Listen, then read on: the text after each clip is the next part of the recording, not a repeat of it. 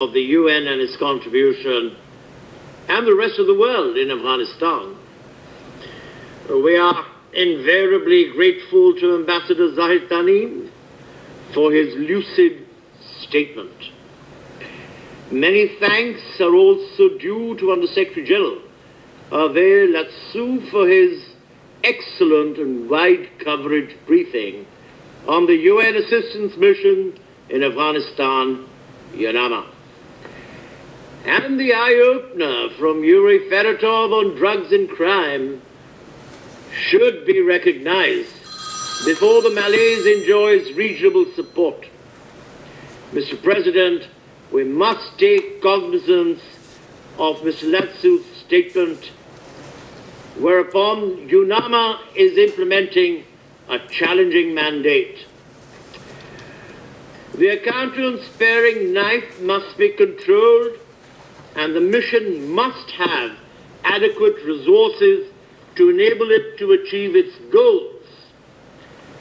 Hence, we must ensure that any substantial reduction in the UNAMA budget will not impact the UN's core objectives in Pakistan. And I cannot overemphasize this issue. This is the core at the matter at the moment. As Afghan institutions come of age, UNAMA too should continue to adapt to emerging trends and realities. The Secretary General's latest report and the previous ones provide useful updates on the situation in Afghanistan. As has been said earlier, the Secretary General has struck a note of cautious optimism, specifically in security transition, human development, and growth of Afghan institutions. We agree with him wholeheartedly. Nevertheless, while placing confidence in Afghan transition, the Secretary General has rightly urged the donor community to refrain from unrealistic demands in disregard of capacity constraints. We believe that long-term engagement of the international community is essential for Afghanistan's stability and economic development. In this context, deliberations in the forthcoming Tokyo conference will be important. We compliment the government of Japan for hosting the conference and look forward to its successful outcome. The Secretary General has also reported progress in transition of security responsibilities to the Afghan National Security Forces, the ANSF. Pakistan greatly values this progress, which it sees as a guarantor of sustained stability in Afghanistan, and as evidence, and you will be pleased to know, by the announcement of our President of Pakistan for financial contribution to ANSF at the NATO summit in Chicago. Apart from capacity building of ANSF, Pakistan has sought closer engagement with Afghanistan and its international partners on all security-related issues. Our leading participation in the 7 confidence-building measures on the 14th of June at Istanbul manifests our commitments. We have done so by maintaining a robust presence of our forces along the international border. Our deployment of troops and paramilitary in the border region far exceeds the number of international troops in the whole of Afghanistan, and this has come at a considerable economic, political, and human cost. Our ongoing intelligence and military cooperation with Afghanistan and international counterparts is progressing smoothly, and recently the improvements in military cooperation have for once been acknowledged by all players. Pakistan's narrative on Afghan security issues is untainted by polemics. Provocations through actions on ground and through rhetoric have not weakened our restraint. A recent example is the 24 June attack on a Pakistani border post in which 17 security personnel lost their lives. The matter is being taken up with Afghanistan at the highest level on a bilateral matter. The latest attack took place where apparently there's a sizable international presence and a sizable ANSF presence. It is a grave incident which unfortunately is not unprecedented. But our response to such attacks is always through official channels. Unlike others, we neither play the blame game nor conduct diplomacy through media. Such restraint, however, should not be taken for granted. Preventing recurrence of such incidents is absolutely imperative, and safe havens in Afghanistan for such people must be dissuaded.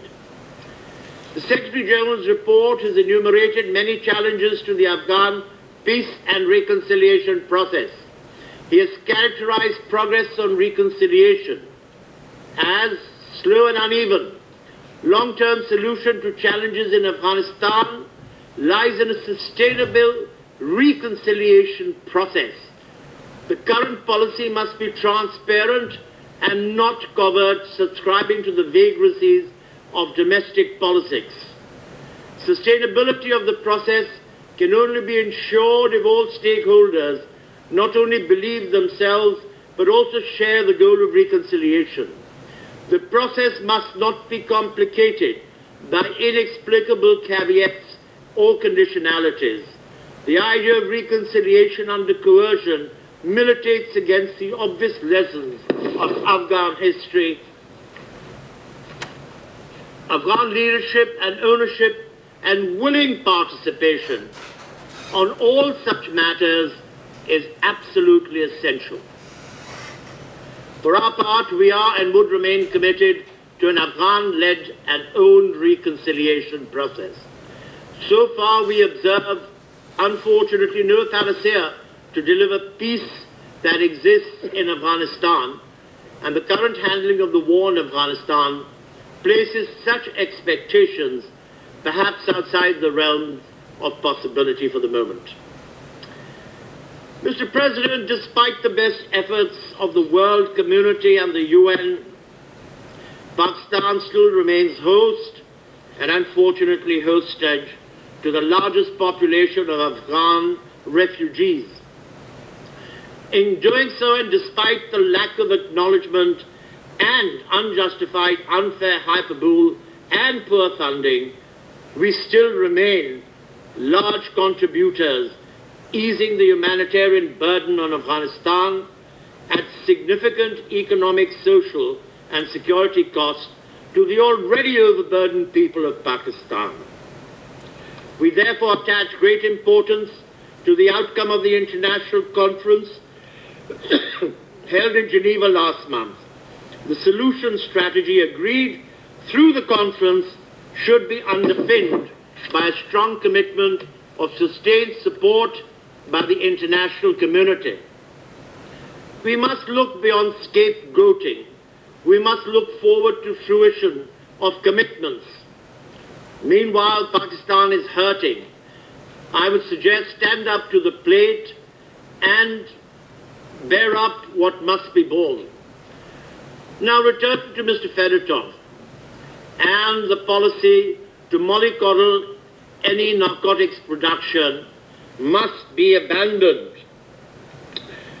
There has been a policy to avoid antagonizing farmers so that forces would no longer participate in the eradication of poppy fields.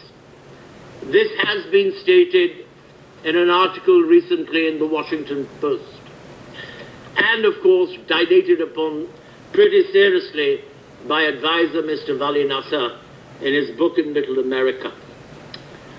But we welcome Afghanistan's country program 2012 and 14, launched by the UN Office on Drugs and Crimes last month. The program's judicious implementation should be finely honed to help address the narcotics problem as highlighted in the Afghan Opium Survey of December 2011 and UNDOC Opium Risk Assessment of April 2012. We have been rightly warned in the UNAMA report that financial impact of the departure of international forces might enhance the attraction towards narcotics. The warning calls for the world to acknowledge and do something about it now, with effective preventive measures should be initiated. Even though my friend Ambassador Tanin has not mentioned Pakistan in his speech, I don't know whether to thank him, or many others have not either. Pakistan remains steadfast. I will conclude by reiterating our commitment to a peaceful and stable Afghanistan. It is to our own benefit. We have vital stakes in this, as stated by the Foreign Minister of Pakistan during the recently held Heart of Asia Ministerial Conference. And I quote, "For Pakistan, Kabul is the most important capital of the world." Meanwhile, it would be inappropriate for me not to welcome the recent policy statement of ISAF to reduce civilian casualties through airstrikes. I pray this also applies to others as well. Our Afghan brethren in Pakistan have suffered far too long. We hope and pray for an early end to this plight, so that our two peoples could embark on a joint quest for progress and development, integrated with the rest of a rising Asia and the world. I thank you, Mr. President.